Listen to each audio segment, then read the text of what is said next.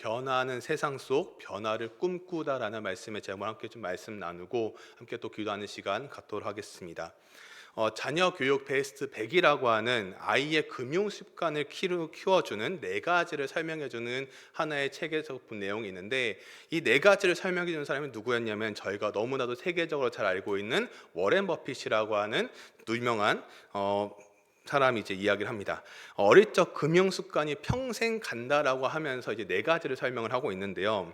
그 첫 번째는 무엇이냐면 용돈 교육 5가지를 가르치자입니다. 용돈 교육 5가지. 그것이 5가지가 뭐냐면 좀 세부적으로 보면은 이렇게 나와 있습니다. 첫 번째는 돈은 부모가 일했기 때문에 받을 수 있는 것이다. 맞는 말씀이죠. 네, 맞는 이야기죠. 이렇게 다 공감 아마 하실 겁니다. 두 번째는 무엇이냐면 돈은 쓰면 사라진다. 이건 너무나도 굉장한 공감이죠. 쓰면 쓰는 대로 사라지고. 세 번째, 우선순위를 정해서 쓴다.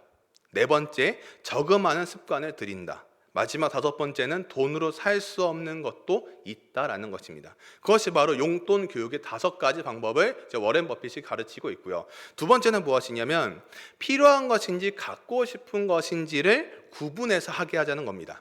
과연 이것이 너에게 진짜 필요한 것인가 필요하지 않은 것인가라는 것을 구분하자는 것이죠. 세 번째는 무엇이냐, 어떻게 쓰든 자녀가 어떻게 쓰든 간섭하지 말자라는 것입니다. 그리고 마지막 네 번째는 지갑을 사용하는 것을 생활화하자는 것을 이제 워렌 버핏은 네 가지를 이렇게 이야기를 하고 있는데요. 그래서 용돈을 지갑에 넣고 때로는 큰 돈을 받을 때에는 통장에 예금해 두자라는 것을 이제 워렌 버핏은 이야기를 하고 있습니다.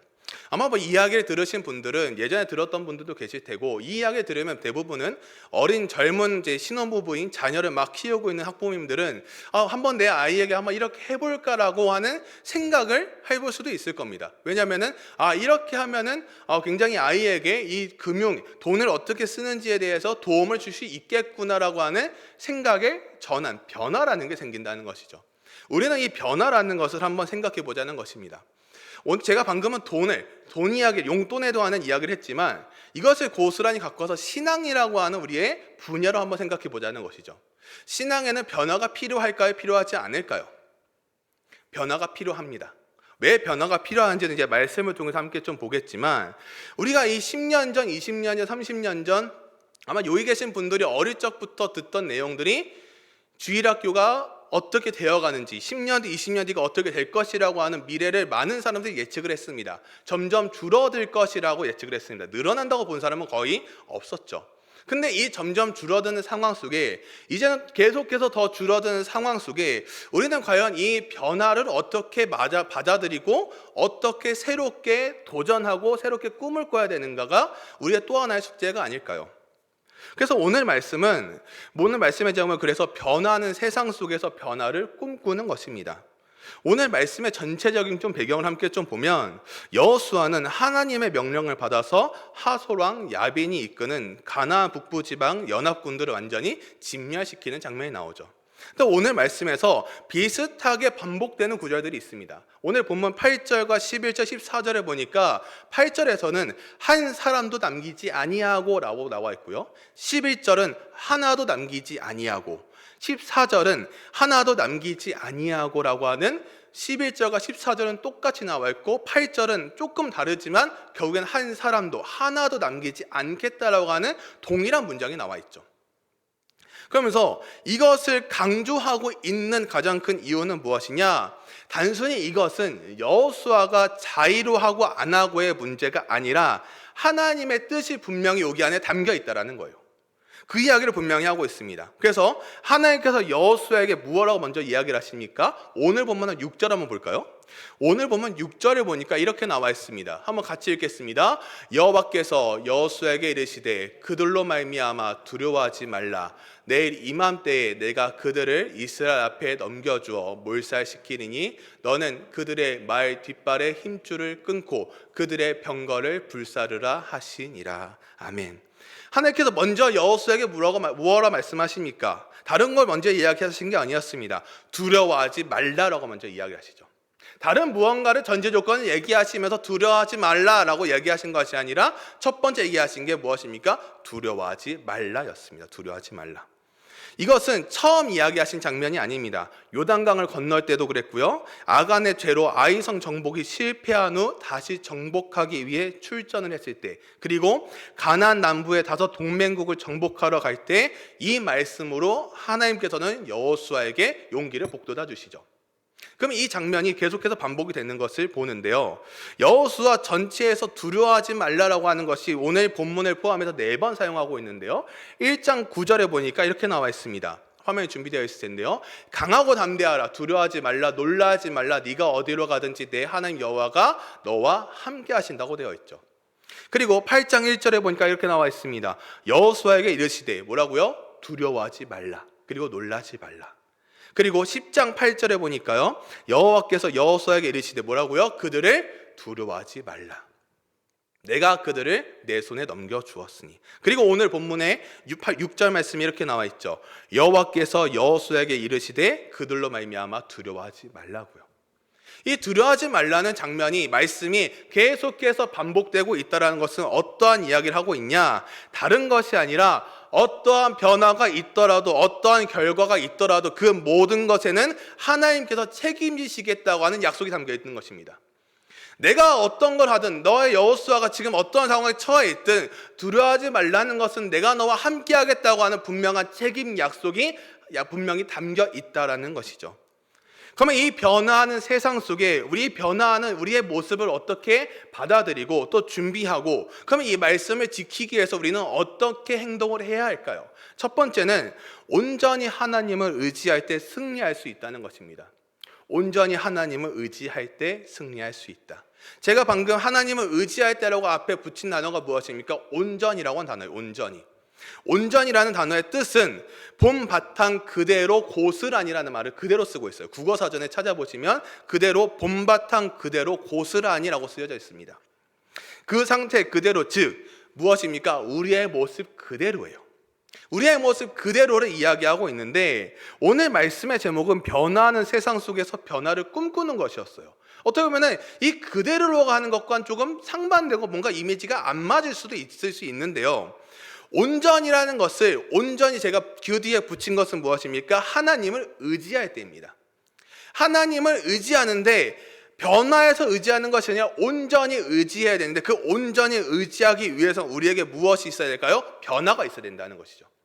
이 변화가 있지 않고는 우리의 신앙에 변화가 없고, 그러면 하나님을 온전히 의지하는 것이 쉽지 않다라는 것을 이야기합니다. 이것을 조금 저는 말을 바꾸면 이렇게 표현하고 싶습니다. 관점의 변화가 필요하다라는 것입니다. 이 관점의 변화가 필요하다는 것을 조금 더 표현을 바꾸면 관점을 디자인하라고 표현하고 싶습니다. 디자인하다. 관점을 디자인하라. 이것은 실제로 박용호 씨가 쓴 관점을 디자인하라고 하는 책이 한 거 있습니다. 굉장히 오래된 책이에요. 그래서 그게 후편으로 나온 게 이제 언어를 디자인하라는 책도 있는데요.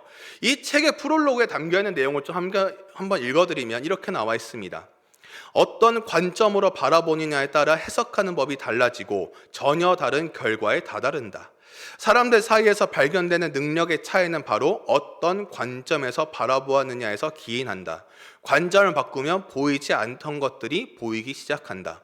생수와 김치를 사 먹는 것이 언제부터 당연해졌는지 기억할 수 있는가? 아마도 선뜻 말하지 못할 것이다. 그 이유는 바로 신압으로, 즉 우리가 알지 못하는 사이에 조금씩 바뀌었기 때문이다. 이렇듯 신압으로 바뀌는 세상을 읽어내는 힘도 바로 통찰을 이끌어내는 관점에 있다. 당신이 지금까지의 삶과 전혀 다른 인생을 살고 싶다면 이제 그 도구의 해답은 관점이다.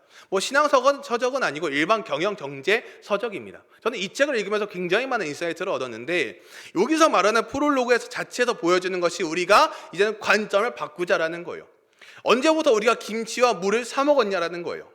그러지 않았는데 어느 순간부터 조금씩 바뀌면서 사 먹기 시작을 했고요. 편의점을 한번 생각해 볼까요? 옛날에 우리가 편의점은 어땠습니까? 그냥 비싼 곳이었어요. 그냥 가는 것이, 저기는 뭔가 슈퍼가 문을 닫았을 때 어쩔 수 없이 가는 곳이 편의점이었어요. 근데 이제 어떻게 합니까? 사람들이 편의점에 자연스럽게 들어가서 사기 시작합니다. 1+1이 있고요, 2+1이 있고요. 뭔가 많아요. 점점 더 많아지고 있어요. 그러면서 슈퍼마켓에서 죽고 있고, 오히려 편의점이 더 살아나고 있습니다. 그것이 우리가 보여주고 있는 관점의 변화에 따른 우리의 일상의 변화라는 거예요. 근데 일상의 변화가 있다라는 것은 우리의 신앙에서도 그 일상의 변화에 따라서 어떤 사람은 변화가 되어가고 있어요. 어떻게 변화되고 있습니까? 온라인 성도가 늘어나고 있는 것도 있죠. 그렇지 않습니까? 가난 성도가 늘어나는 것도 마찬가지 아니겠습니까? 온라인 성도가 늘어난다는 것은 생각해 봤습니까? 저희가 과연 온라인 성도라는 것이 있을까라고 하는 생각을 한번 해본 적이 있었을까요? 저희 주일학교, 저보다 다 연세가 많으시지만, 7, 80년대, 8, 90년대, 2000년 초반대에 온라인 성도가 있었다? 과연 그것은 가능했던 일일까라는 생각이 있는데, 이제는 어떻게 됩니까? 온라인 성도를 받고 있어요. 실제로 받고 있는 교회들이 굉장히 많습니다. 이제는 뭔가 바뀌고 변화되는 세상 속에서 우리의 신앙이 변화되는 것이 아니라 우리의 관점이 바뀌면 보이지 않던 것들이 보이기 시작한다는 것이죠. 저희가 쓰고 있는 핸드폰 한번 생각해 봅시다. 제가 아이폰을 쓰시는 분도 계시고 여러 가지 핸드폰이 있는데, 이 아이폰이라고 하는 걸 생각했을 때, 제가 아이폰 사실 들고 오고 싶지만 제가 아이폰이 아니라 못 들고 왔거든요. 아이폰을 우리가 생각했을 때 스티븐 잡스라고 하는 한 사람이 그 아이폰을 만들었어요. 근데 스티븐 잡스 혼자 만들었을까요? 그 하나를 만들기 위해서는 수많은 사람들의 노력과 수고와 헌신이 담겨 있었다는 거죠. 어떤 사람은 상처를 받고 회사를 떠난 사람도 아마 있었을 거예요. 근데 그 스마트폰이라는 아이폰이 나오기 시작을 하면서 전 세계를 휩쓸기 시작을 하면서 온갖 스마트폰이 나오기 시작을 했죠. 만약 아이폰이 나오지 않았다면 지금 저희는 스마트폰, 카톡이라는 것을 쓰고 있었을까요? 아마 똑같이 문자와 전화 용도로만 전화기를 쓰고 있고, 지금 제가 보고 있는 이 설교 원문을 보고 있는 아이패드도 아마 사용을 못하고 똑같이 종이로 원고를 보고 있지 않았을까요? 우리는 이러한 관점들이 점점 바뀌고 있는 세상 속에 살아가고 있다라는 것입니다. 살아가고 있습니다. 하나님께 대한 우리의 마음은 그러면 어떻게 해야 될까요? 온전이라는 말을 생각하자는 거예요. 온전히. 세상은 바뀌고 또 변하고 관점도 바뀌고 보이지 않는 것들이 보이기 시작하는 그 시점 속에서 하나님을 향한 우리의 마음은 어떻게 될까요? 온전히 그대로 가는 거예요. 그런데 하나님께 온전히 향하는 그 마음이 되기 위해서는 하나님이 아닌 다른 것들을 의지하는 그 마음을 버리는 변화가 필요한 겁니다. 자, 오늘 보면 6절 한번 다시 볼까요? 6절을 다시 보니까 이렇게 나와 있습니다. 여호와께서 여호수아에게 이르시되 그들로 말미암아 두려워하지 말라. 내가 이맘때에 내가 그들을 이스라엘 앞에 넘겨주어 몰살시키리니 너는 그들의 말 뒷발의 힘줄을 끊고 그들의 병거를 불사르라 하시니라. 하나님께서는 분명 뭐 하십니까? 약속하십니다. 뭐라 약속하십니까? 내일 이맘때에 내가 그들을 이스라엘 앞에 넘겨주어 몰살시키겠다고 하는 약속을 하십니다. 그 앞에 먼저 얘기하신 게 두려워하지 말라였어요. 두려워하지 말라, 그 다음에 약속하시는 그 내용이 몰살시키겠다는 거였습니다. 그러면 우리의 역할, 즉 여호수아의 역할은 먼저 무엇이었습니까? 그 다음 너는 그들의 말 뒷발의 힘줄을 끊고 그들의 병거를 불사르는 것이었어요. 하나님께서는 약속을 하셨어요. 그러면 우리의 역할은 그 다음 무엇일까요? 그것을 지키기에 우리의 노력과 수고와 헌신도 있어야 된다는 거예요. 지금 여호수아가 해야 될 일도 하나님께서는 분명히 뭐 하십니까? 언급하고 계시다는 것입니다. 그리고 나서 7절에서 9절까지 보니까 이렇게 나와 있습니다. 7절이요. 이에 여호수아가 모든 군사와 함께 메론 물가로 가서 갑자기 습격할 때 여호와께서 그들을 이스라엘 손에 넘겨주셨기 때문에 그들을 격파하고 큰 시돈과 미스르본 마임까지 추격하고 동쪽으로는 미스바 골짜기까지 추격하여 한 사람도 남기지 아니하고 쳐 죽이고 여호수아가 여호와께서 자기에게 명령하신 대로 행하여 그들의 말 뒷발의 힘줄을 끊고 그들의 병거를 불로 살랐더라 라고 되어 있습니다. 여호수아는 어떻게 했습니까? 하나님께서 말씀하신 대로 그대로 따르고 순종했습니다. 다른 거 한 것이 하나도 없었어요. 하나님께서 말씀하신 그대로를 온전히 하나님께서 말씀하신 것들을 온전히 행한 것이 여호수아의 모습이었습니다. 온전히 하나님을 의지한 결과가 무엇이었습니까? 승리라는 것을 경험하게 되었죠. 결코 군사의 숫자로 인해서, 군사의 용맹으로 인해서 승리한 것이 아니고 무엇으로 승리했습니까? 하나님을 의지한 결과였어요. 근데 하나님을 그냥 의지했습니까? 온전히 의지한 결과가 담겨 있습니다. 그 뒤에 나오면 결과를 볼 수 있는데요. 그러면 첫 번째와 이어서 두 번째 함께 나눌 내용이 무엇이냐면은 아름다운 신앙의 전수자가 되어야 하는 것입니다. 아름다운 신앙의 전수자가 되어야 한다. 오늘 보면 12절에 보니까 이렇게 나와 있습니다. 여호수아가 그 왕들의 모든 성읍과 그 모든 왕을 붙잡아 칼날로 쳐서 진멸하여 바쳤으니 여호와의 종 모세가 명령한 것과 같이 하였으되 라고 되어 있습니다. 9절에서는 여호수아는 하나님께서 명령하신 그대로를 행했고요, 12절에서도 명령한 것과 같이 했습니다. 근데 그 앞에 누가 등장합니까? 이제 모세라고 한 사람이 등장을 합니다. 지금 여호수아 말씀을 보고 있는데 모세라고 하는 한 사람이 등장을 하죠. 그 모세라고 하는 사람이 등장하는 것은 무엇이냐? 모세에게 하나님께서 주신 말씀을 가지고 백성들에게 언급한 내용이 모세오경의 신명기 8장 11절에 보니까 이렇게 나와 있습니다. 내가 오늘 내게 명하는 여호와의 명령과 법도와 규례를 지키지 아니하고 내 하나님 여호와를 잊어버리지 않도록 삼갈지어다 라고 되어 있습니다. 모세가 하나님께서 받아서 이야기한 것이 무엇입니까? 이스라엘 백성들에게 한 이야기는 여호와의 명령과 법도와 규례를 지키지 아니하고 내 하나님 여호와를 잊어버리지 말라라는 거예요. 하나님 말씀 늘 붙잡고 잊어버리지 말고 늘 붙잡고 나아가라고 하는 강력한 메시지가 담겨 있죠. 그런데 그 메시지가 지금 우리가 보고 있는 여호수아까지도 이어지고 있다는 것을 볼 수 있습니다. 이렇게 강조한 이유는 무엇일까요? 우리에게 남는 것은 다른 것이 아니었고요. 딱 무엇입니까? 하나님 한 분이었어요. 그리고요, 하나님 말씀만이 우리의 후손들에게 대대로 이어져야 함을 보여주고 있는 구절입니다. 그 말씀이 오늘 12절 여호수아를 통해서 한 번 더 언급이 되어지고 있는 것을 볼 수 있죠.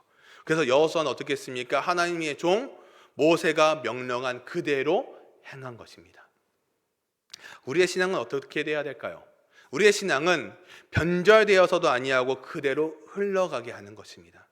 그대로 흘러가는데 왜 변하는 세상 속에서 변화를 꿈꿔야 할까요? 세상은 계속 바뀌고 변하고 있다는 거예요. 모세가 살았던 세상과 여호수아가 살았던 세상은 동일하지 않았을 거예요. 근데 하나님의 말씀이 그대로 흘러간 결과를 우리는 말씀을 통해서 볼 수 있습니다. 그래서 아름다운 신앙의 전수자가 되어야 하는 것을 볼 수 있죠. 그런데 무언가를 전수하는 것은 결코 쉬운 것은 아닙니다. 왜 그럴까요?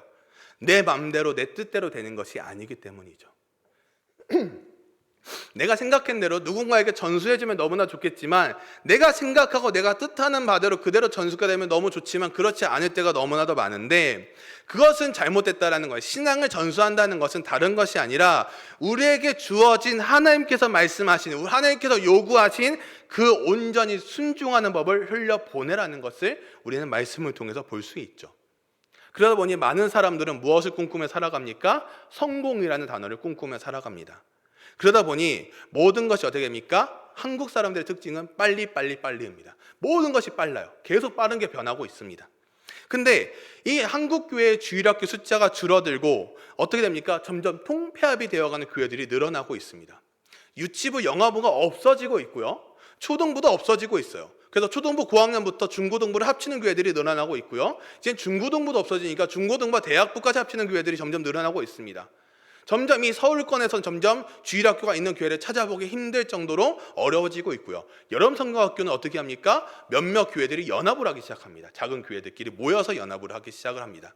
이제는 우리가 그 현실에 부딪히고 있는데 제가 한번 다시 오랜만에 꺼내서 읽은 책 중에 이정현 목사님께서 쓰신 주일학교 체인지라고 하는 책이 있습니다. 이 책에서 주일학교의 실패의 원인 5가지를 꼽고 있는데 그 중에 하나가 무엇이냐면은 숫자 노름 주일학교입니다. 이 책에서 그대로 언급이 되고 있어요. 숫자 노름 주일학교. 2011년 이 책의 내용을 좀 언급하면요. 2011년 영국 성공회 총회에서 당시 성도들의 평균 연령이 몇 세냐면 61세였습니다. 2011년 성공회, 영국 성공회 총회에서 조사했던 성도들의 평균 연령이 61이라는 거죠.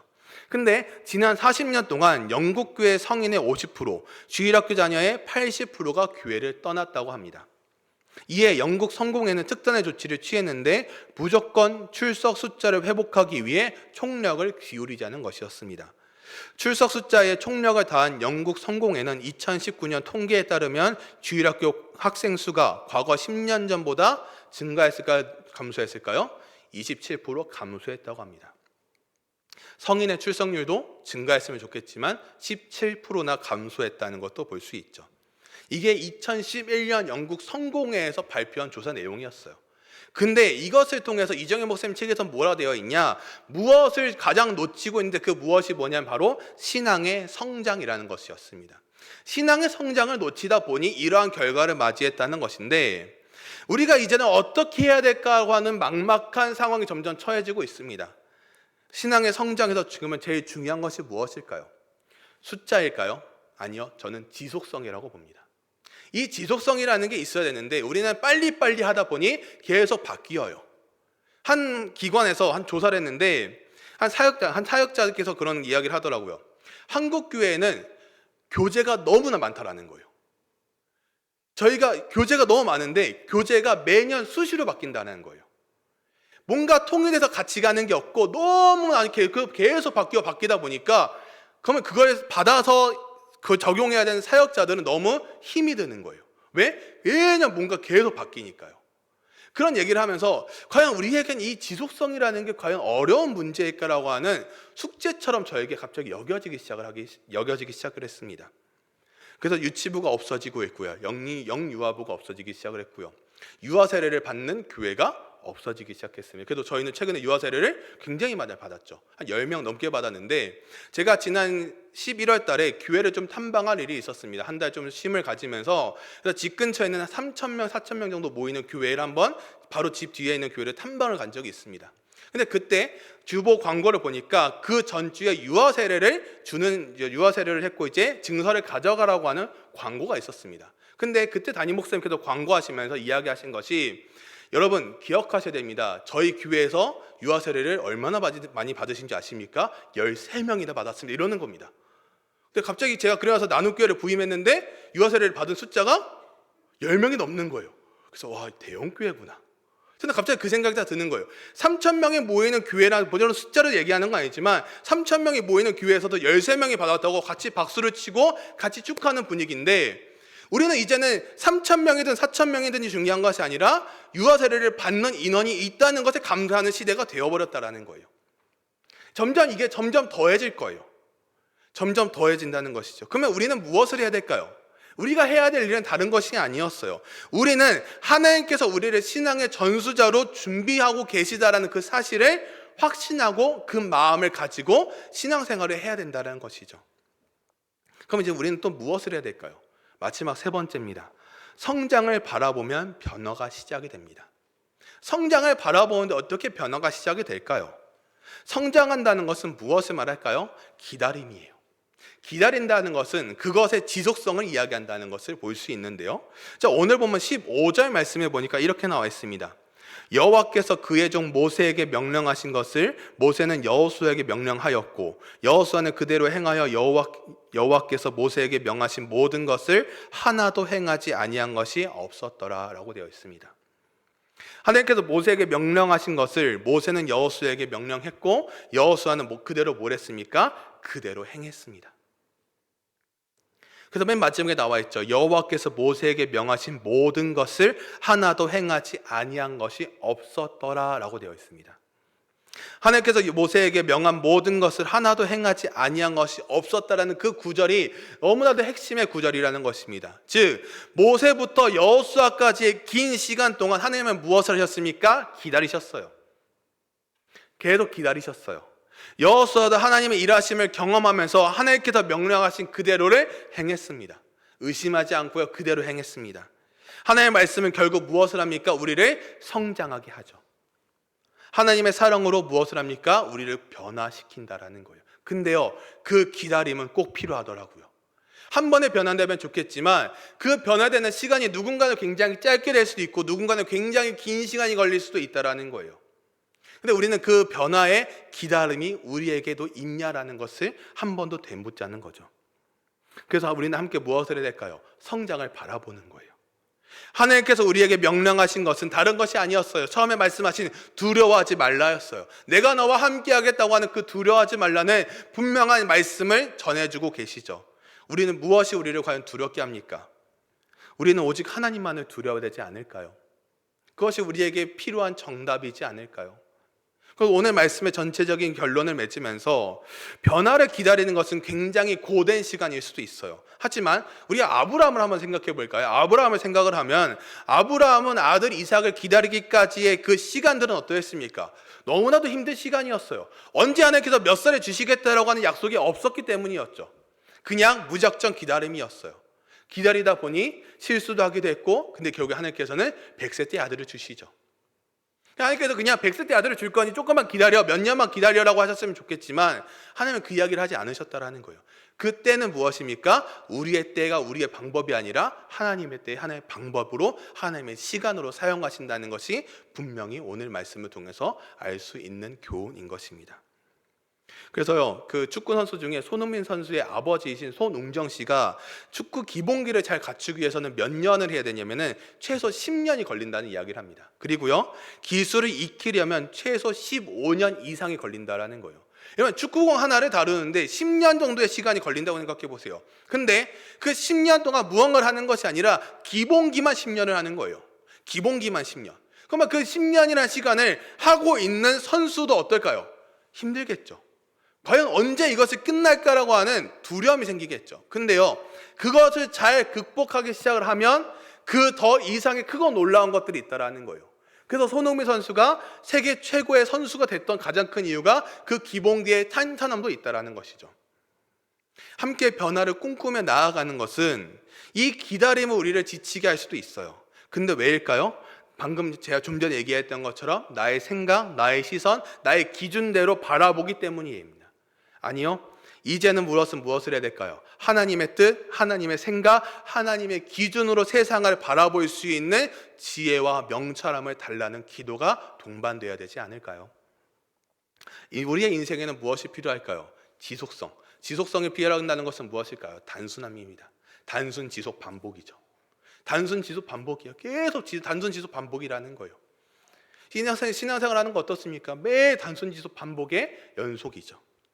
오늘 말씀을 통해서 여호수아는 온전히 하나님의 말씀을 행했고 그것이 가능했던 이유는 모세로부터의 신앙의 전수를 받았고 성장하며 세상에 맞춰진 변화가 아니라 하나님의 말씀으로 말미암아 변화된 삶을 산 것입니다.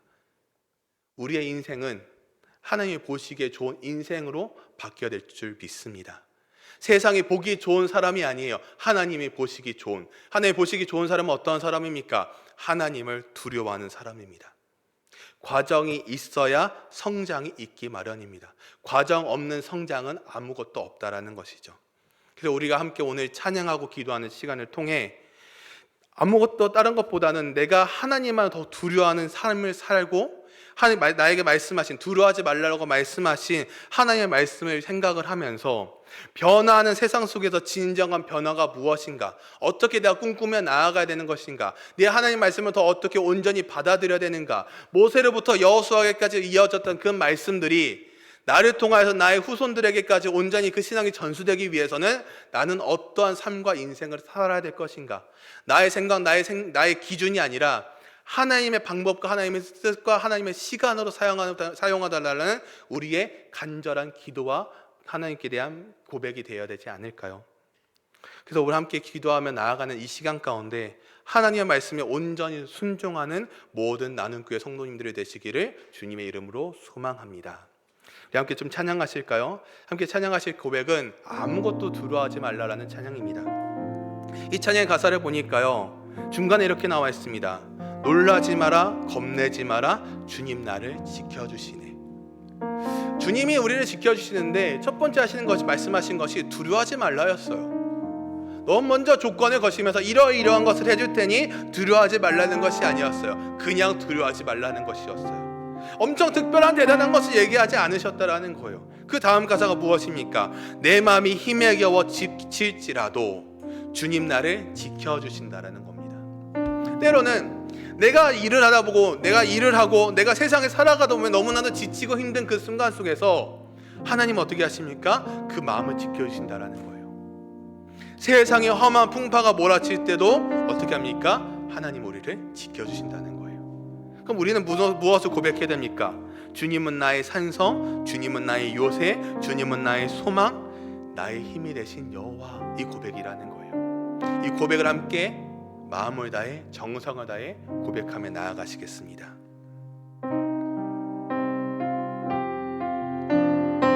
함께 고백할까요? 아무것도 두려워 말라.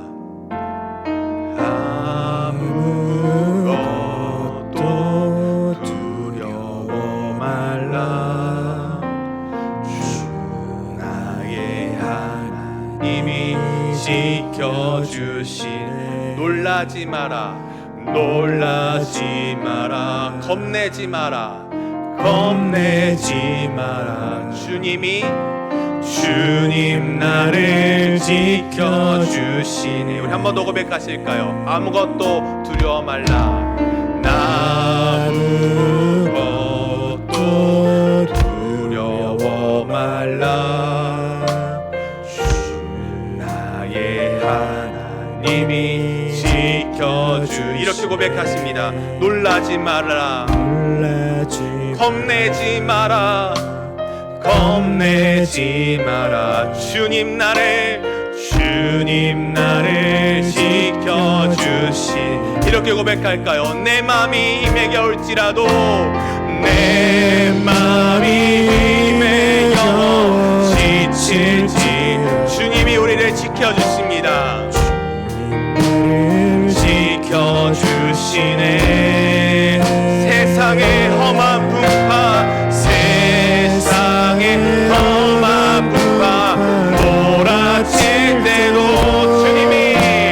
주님 나를 지켜주시네. 주님은 나의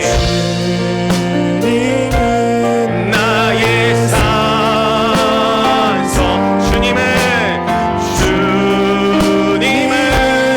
나의 요새, 주님은 나의 소망, 나의 힘이 되신 여호와. 처음으로 고백하실까요? 아무것도